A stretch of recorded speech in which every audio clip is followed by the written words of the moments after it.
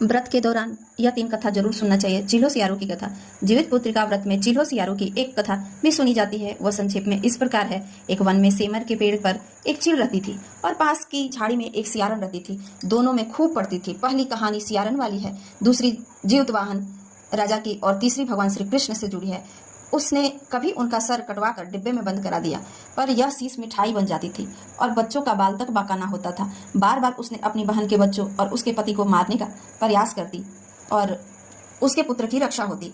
जीवतवाहन की पूजा की प्रथा शुरू उसी समय से हुई। यह कथा कैलाश पर्वत पर भगवान शंकर ने माता पार्वती को सुनाई थी और जीवित पुत्रिका के दिन ये भगवान श्री गणेश और माता पार्वती और शिव जी की पूजा एवं ध्यान के बाद ऊपर बताई गई व्रत की कथा भी सुननी चाहिए। राजा जीवतवाहन ने कहा कि पक्षीराज, आप तो सर्व समर्थ हैं। यदि आप प्रश्न और वरदान देना चाहते हैं तो आप सर्पों को अपना आहार बनाना छोड़ दे। आपने अब तक जितने ही प्राण लिए हैं उनमें जीवन प्रदान कर दे। गरुड़ ने सबका जीवन दान दे दिया और नागों की बलि न लेने का वरदान भी दिया। इस प्रकार जीवतवाहन के साहस से नाम जाति की रक्षा हुई और गरुड़ ने कहा, तुम्हारी जैसी इच्छा जैसा वैसा ही होगा। हे राजा, जो स्त्री तुम्हारे इस बलिदान की कथा सुनेगी और विधि पूर्वक व्रत का पालन करेगी, उसकी संतान मृत्यु के मुख से भी निकल आएगा।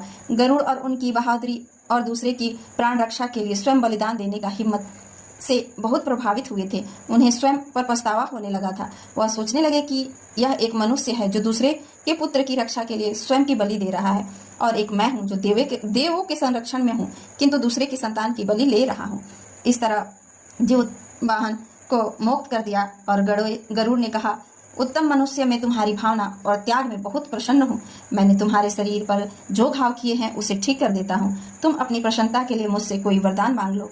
इस तरह राजा ने गरुड़ से अपनी कठोर चोक का जो प्रहार किया था और जीवतवाहन के शरीर से मांस का बड़ा हिस्सा जो नोच लिया था, इसकी पीड़ा से जीवतवाहन की आंखों में आंसू बह निकले और वह दर्द से कराहने लगा। अपने पंजे में जकड़े प्राणी की आंखों में आंसू और मुंह में कराह सुनकर गरुड़ बड़े ही आश्चर्य में पड़ गए, क्योंकि ऐसे पहले कभी न हुआ था। उन्होंने जीवतवाहन से उनका परिचय पूछा। जीवतवाहन ने सारा किस्सा कह सुनाया कि कैसे एक स्त्री के पुत्र की रक्षा के लिए वह अपने प्राण देने आए हैं और आप मुझे खाकर भूख शांत करें। राजा जीवतवाहन ने कहा कि हे पक्षीराज, आप तो सर्वसमर्थ हैं। यदि आप प्रसन्न हैं और वरदान देना ही चाहते हैं तो आप सर्पों को अपना आहार बनाना छोड़ दें। आपने अब तक जितने भी प्राण लिए हैं उनमें जीवन प्रदान करें। गरुड़ ने सबकी जीवन दान उसी समय दे दिया और नागों की बलि लेने का भी वरदान जो था उसे छोड़कर और नागों को रक्षा हेतु बोल दिया। इस प्रकार जीवतवाहन के साहस से नाग जाति की रक्षा हुई। गरुड़ ने कहा, तुम्हारी